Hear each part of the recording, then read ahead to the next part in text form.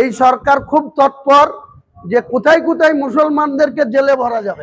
মরছে কে মুসলিম, মারছে কে মুসলিম, কেস খাচ্ছে কে মুসলিম, জেল খাচ্ছে কে মুসলিম, আর ডিম খাচ্ছে কে দারোগা বাবুরা। সবাই জানে মমতা ব্যানার্জির বাইরে মমতা ব্যানার্জি আমলাতান্ত্রিক সরকার চালাচ্ছিল বলে তো আজকে বাংলার মানুষ তাকে বিরোধী আসনে পাঠিয়ে দিচ্ছে। সে নিজেও হেরে গেছে।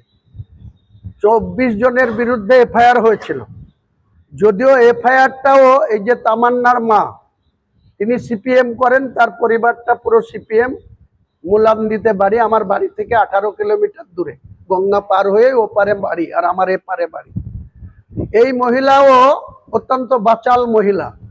একটা তার মেয়ে যেভাবে বোমে আঘাতে মরেছে তার নিন্দা করার বা তার পাশে থাকার কোনো কিছু দিয়েই পূরণ হয় না।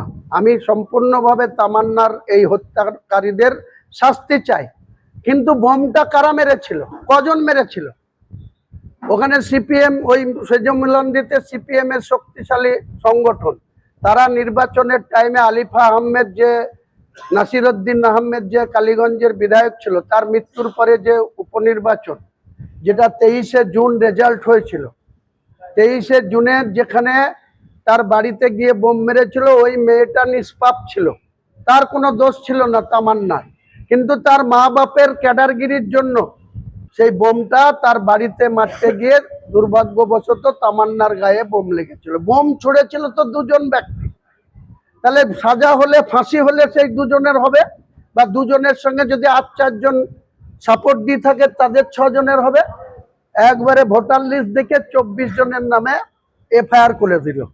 তাহলে পুলিশ কেন এতদিন করেনি? এখন নতুন মুখ্যমন্ত্রী অ্যারেস্ট করাচ্ছে।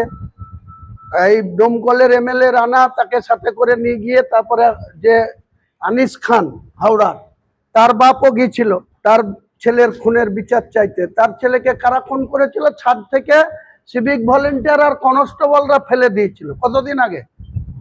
2.5 বছর আগে।